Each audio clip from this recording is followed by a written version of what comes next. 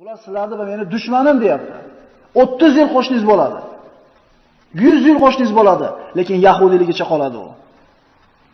G'oyril mag'zubi alayhim valaddolin.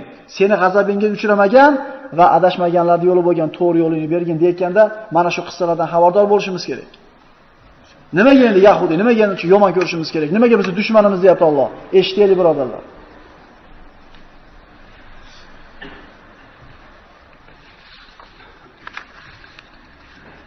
Modomiki haq yo'lda yurmoqchi ekanmiz, odamlarni yaxshilikka buyurib yomonlikdan qaytarmoqchi ekanmiz, biz anbiyolar tarixini o'rganmasdan hech qanday ilojimiz yo'q.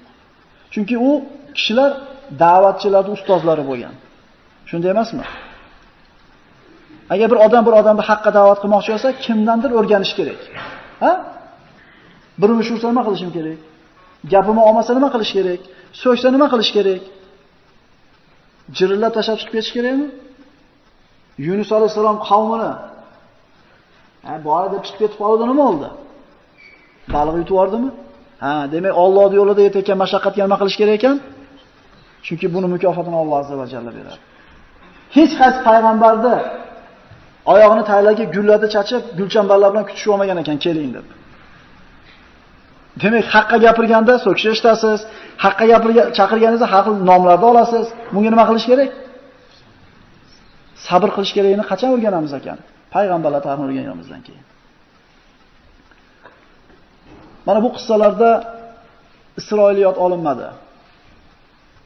Ana shu qissani yozgan tarjima kishi mana Toriq Muhammad Suvaydan aytadi, men mana shu qissalarni tayyorlashlikda Isroiliyot va zaif hadislarga e'tibor qaratmadim. Hadislarda faqat sahihlarni oldim. Hadislarda Ibn Abbosga, Ibn Kasir va Ibn Jarga tafsirlarda tayanaman. Ya'ni aytilayotgan Isroiliyot degani birodarlar, Tavrot va Injildan avvalgi payg'ambarlar haqida aytilingan ma'lumotlar olingan bo'lsa, shu Isroiliyot, Isroiliy kitoblardan olingan ma'lumot deyiladi. Isroiliyot. Rasululloh sollallohu alayhi vasallam aytgan, la tusaddiquha va la tukadzibuha. Ana shu Tavrot va Injilda payg'ambarlar haqida aytilingan ma'lumotlarni yolg'on ham demanglar, rost ham demanglar. Chunki rost bo'lgan joyi ham bor, botil aralashib ketgan joyi ham bor. Biz tasdiqlamaymiz, inkor ham qilmaymiz. Lekin bu qissalarda Isroillar keltirilgan emas. Agar keltirilgan bo'lsa aytib qo'yilgan.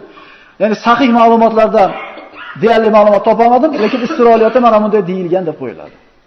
Qissani boshlaymiz birodarlar. Qissani avvalidan boshlaymiz. Hali Odam alayhisalom yaralmasdan turib bo'lgan ishlar haqida gaplashamiz. Bismillahirrohmanirrohim. Allohu xoliqu kulli shay'in va huwa ala kulli shay'in vakil.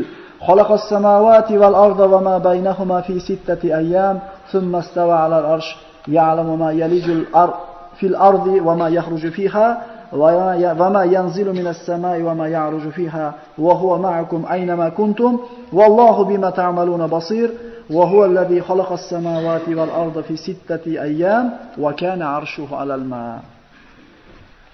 Alloh azza va jalla har bitta narsani yaratuvchi bo'lgan zotdir va har bitta ishga Alloh vakildir. Osmonlar yerlarni 6 kunda yaratdi va Allohning arshi suvni ustida edi. Birinchi bo'lib nima yaralgan degan savolga ulamolar quyidagi tartibda javob berishadi. Imom Ahmad musnadlarda keltirilgan sahobalardan Ibn Amr Uqayli so'raydi: "Ya Rasululloh, Alloh taolo hali osmon, yerni yaratmay turib o'zi qayerda edi?" Joy masalasi bilan, makon masalasi birodarlar. Qayerda edi? Rasululloh sollallohu alayhi vasallam kana fi ama, bo'shliqda edi. So'ngra arshini suv ustiga yaratdi. Demak, birinchi yaralgan narsa Alloh taoloning arshi suv ustida yaraldi. Hali yer yo'q, hali osmon yo'q, hali hech narsa yo'q. Allohdan boshqa hech narsa yo'q.